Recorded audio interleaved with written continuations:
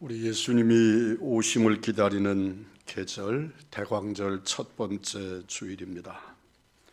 대광절을 대림절 또는 강림절이라고도 부릅니다.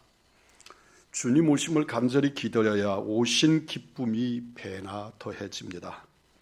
아무 의미 없이 생각 없이 맞이하는 성탄절이 아니기를 부탁을 드립니다. 잘 기다리는 사람은 하나님의 사람입니다. 하나님은 기다리시는 하나님이십니다. 이스라엘 백성들을 애굽에서 해방할 때도 하나님의 때를 기다리셨습니다. 그리고 이스라엘 백성들은 다급하고 급하고 고통이 심한데도 모세를 내시고 80년을 기다리게 하셨습니다. 하나님은 모든 사람들이 구원받기까지 기다리시는 우리 주님이신 줄 믿습니다. 하나님은 이미 구원받은 사람도 바로 구원과 함께 데려가지 아니하시고 다른 사람들을 구원하도록 이 땅에 전도자로 두시고 그를 통하여 구원의 역사를 이루시기를 원하시는 주님이십니다. 이 하나님의 성품은 신약 성경 누가복음의 탕자의 비유에서도 잘 드러납니다. 아버지는 아들을 찾아 헤매지 않습니다. 아들이 돌아올 때까지 기다려 주십니다. 아버지는 아들이 돌아올 것을 알고 계셨습니다. 이것이 하나님의 기다림입니다. 예수님의 오심이야말로 은총 중에 가장 큰 하늘의 은총이고 이 은총을 우리도 기다려야 합니다. 은총이란 죄인을 구원하는 하나님의 조건 없는 선물입니다. 거듭남과 성화를 위해 인간에게 작용하는 하나님의 영향력을 은총이라고 부릅니다. 은혜는 하나님의 주권적이고 자발적인 선택, 사랑에다가 언약사랑을 합친 것을 우리는 은혜라고 합니다. 하나님의 주권적 사랑과 인간과의 언약을 합하여 은총이 된 것입니다. 이 은총을 누리며 기다리는 자가 복이 있는 사람입니다. 하늘 은총은 구체적으로 하나님이 주시는 은총입니다. 하나님이 주시는 은총 중에 은총이 당신의 아들 예수님을 우리의 구세주로 주신 일입니다. 이 은총을 대망하는 기다림의 성도가 다 되시기를 축원합니다. 기다리는 것은 참 좋은 것입니다. 기다림의 은총과 즐거움이 함께하는 성탄절이기를 바랍니다. 사도행전 7장 10절입니다. 그 모든 환난에서 건져내사 애굽 왕 바로 앞에서 은총과 지혜를 주시매 바로가 그를 애굽과 자기 온 집의 통치자로 세웠느니라. 하나님은 요셉에게 은총을 주셔서 애굽의 통치자가 되게 하셨습니다. 요셉이 애굽의 통치자가 된 것은 하나님의 은총입니다. 하나님의 뜻입니다. 하나님의 섭리로 요셉은 어린 날에 팔려갑니다. 그리고 종살이를 하게 됩니다. 종살이 중에 그릇된 일에 휩쓸려서 옥살이도 합니다. 애굽에 기근이 들게도 합니다. 그리고 바로의 꿈을 요셉이 해몽하게 하셨습니다. 이런 모든 것이 하나님께서 애굽의 통치자로 만들어 가시는, 요셉을 통치자로 세워 가시는 과정이고 은총의 섭리였습니다. 고난을 당할 때, 노예로 팔리고 종살이를 하고 고통을 당하고 그럴 때 그것이 은총인 줄 몰랐을 수도 있지만, 그러나 하나님은 전체적으로 그를 은총의 길로 이끌어 가신 것입니다. 우리는 주님이 나를 향하여 행하시는 섭리를 은혜로 받아들이면 그 받음 속에 은총의 역사가 드러나게 될 줄 믿습니다. 로마서 13장 1절입니다. 권세는 하나님으로부터 나지 않음이 없나니 모든 권세는 다 하나님이 정하신 바라. 통치자는 하나님이 냅니다. 따라서 통치자는 하나님의 뜻에 따라 다스림을 해야 합니다. 통치자가 자기의 뜻대로 다스림을 하면 그 뒤가 항상 좋지 않습니다. 사울처럼 하나님에 의하여 직접적으로 세워진 자라도 그가 하나님의 말씀을 떠나고 하나님의 역사를 거스릴 때 그의 종말은 참으로 비참했습니다. 이 땅에서도 백성들에 의해서, 국민에 의해서 뽑힌 대통령이라고 하더라도 그 대통령도 자기의 의지대로 통치해서는 안 됩니다. 그들은 언제나 하나님 앞에 부복하고 하나님의 말씀을 새길 줄 아는 은총의 지혜자들이 되어야 합니다. 통치자는 하나님의 소리, 하나님의 뜻, 하나님의 은총에 민감해야 합니다. 왜냐하면 통치자는 하나님의 은총으로 세워졌기 때문입니다. 하나님 앞에서 은총으로 세워진 지도자라도 그가 하나님의 뜻을 대적하기 위하여 세워진 자들도 있습니다. 그는 이스라엘의 아합같이 그가 하나님의 거룩하신 권세 아래서 왕이 되었지만 왕된 그가 하나님을 대적함으로써 하나님의 뜻을 드러내는 일에 쓰임받는, 참으로 부끄럽게 쓰임받는 그런 이들도 있다는 것을 기억할 때 우리는 우리들의 지도자들이 하나님의 말씀으로 다스림을 행사할 줄 아는 하나님의 은총이 있는 자들을 위하여 기도해야 될 일입니다. 하나님께 맞추는 것은 성숙한 성인의 심리입니다. 우리의 통치자가 하나님의 은총 아래 있기를 원합니다. 다니엘서 10장 11절입니다. 은총을 크게 받은 사람 다니엘아.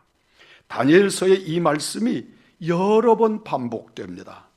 다니엘은 은총을 많이 받은 사람으로, 은총의 사람으로 인정받은 사람입니다. 참 부러운 주의 종입니다. 다니엘은 나라가 망하여 10대의 포로가 되어 끌려가 많은 고생을 하고 죽기까지 예루살렘으로 돌아오지 못한 사람이었습니다. 그러나 그 고생도 은총이었다고 다니엘은 고백하고 하나님의 역사도 그렇게 섭리하셨습니다. 잠언서 12장 2절입니다. 선인은 여호와께 은총을 받으려니와 악을 꾀하는 자는 정죄하심을 받으리라. 하늘의 은총은 선인들이 받습니다. 사무엘상 2장 26절입니다. 아이 사무엘이 점점 자라매 여호와의 사람들에게 은총을 더욱 받더라. 사무엘은 하나님의 은총으로 성장하고 거룩한 아버지의 역사를 이루어낸 사람입니다. 하나님의 사람은 하나님의 은총을 받는 사람입니다. 세상 것 자랑하지 말고 하나님의 은총을 자랑할 수 있는 은혜의 사람들, 믿음의 일꾼들이 되기를 소망합니다. 은혜로 똑똑한 여러분이 되기를 원합니다. 믿음으로 굳게 세워져서 똑똑하게 세움을 입는 바른 건강한 그리스도인들이 되기를 원합니다. 이런 사람들이 장차 세상을 이끌어가야 합니다.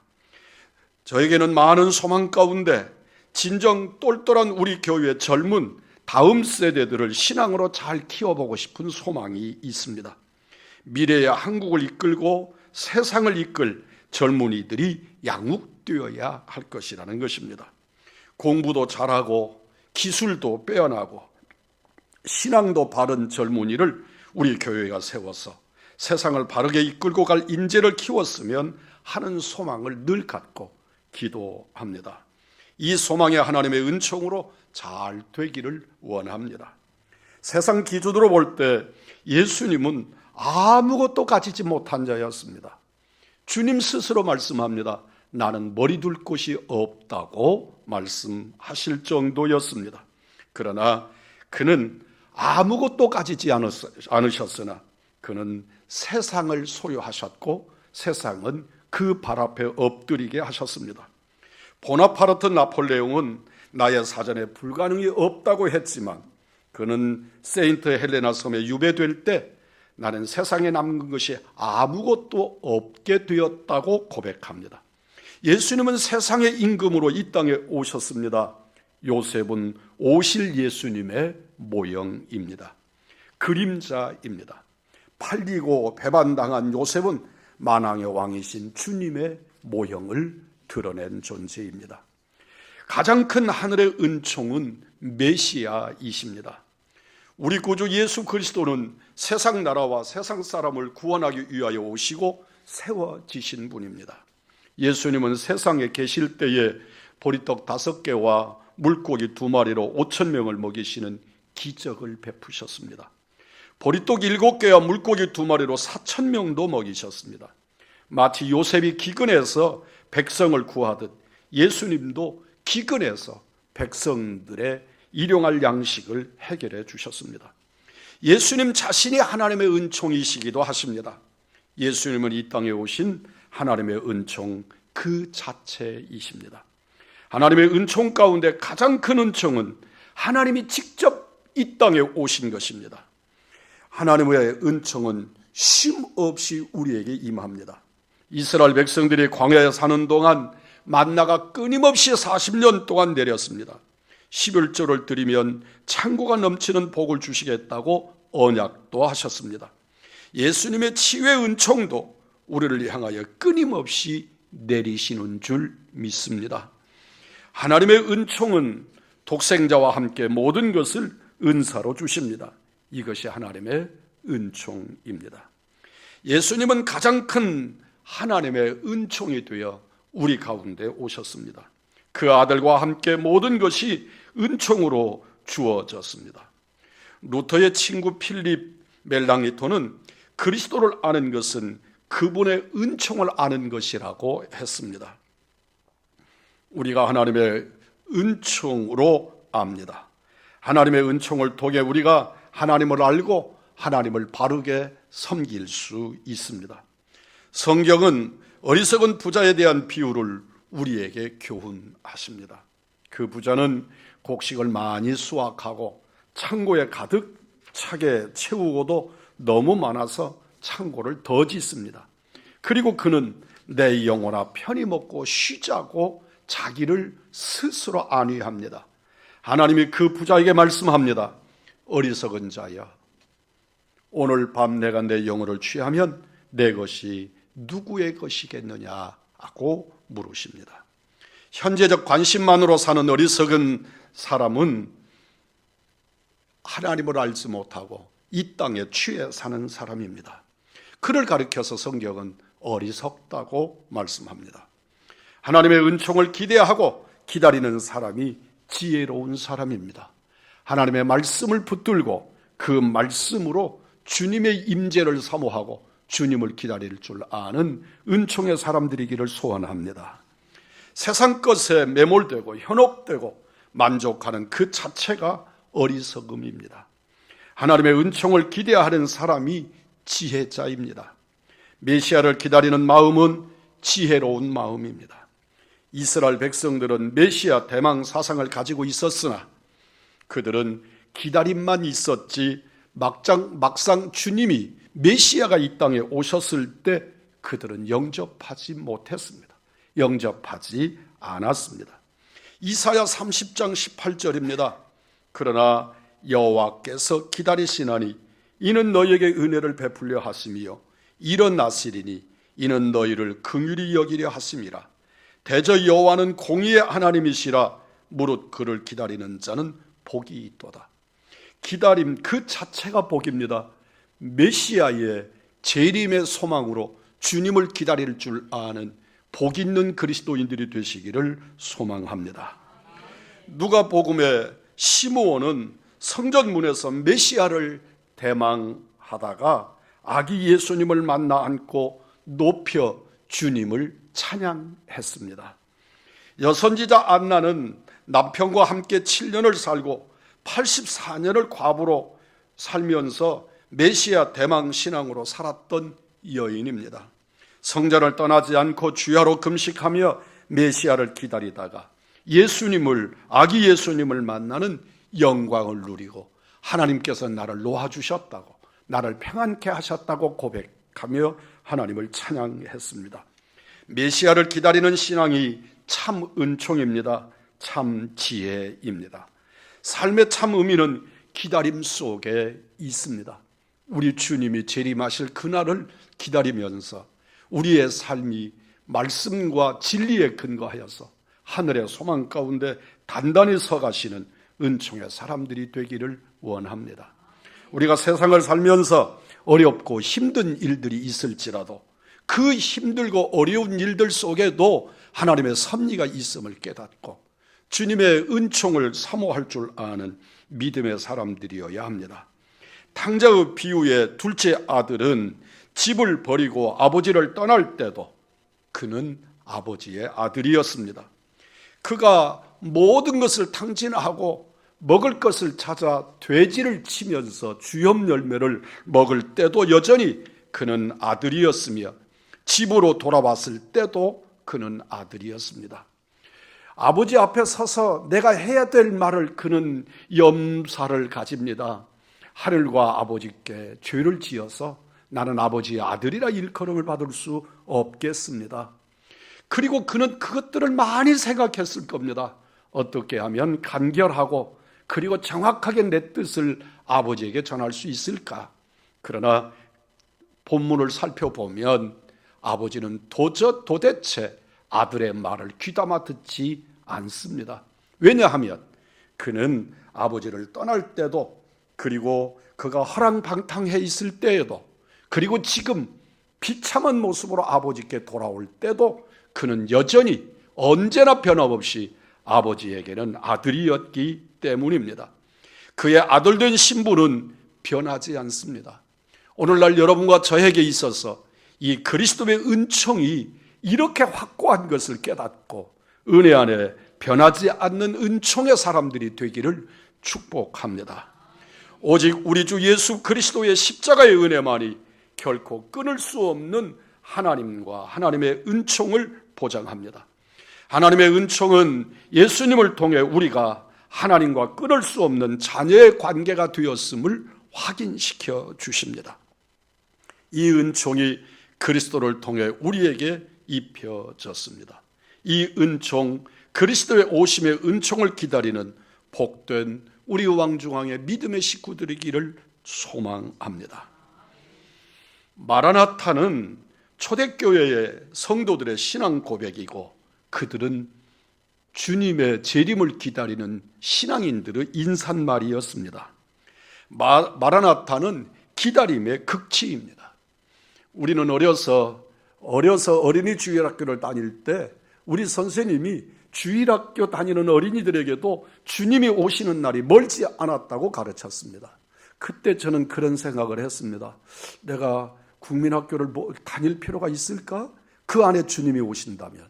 중학교를 다니면서 내가 중학교를 다니는 동안에 주님이 오신다면 이 중학교를 다닐 필요가 있을까?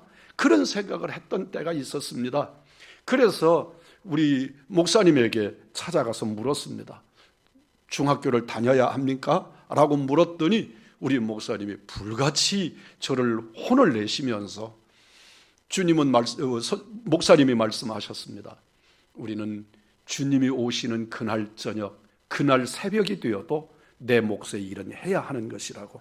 그게 진실한 그리스도인의 삶의 태도라고.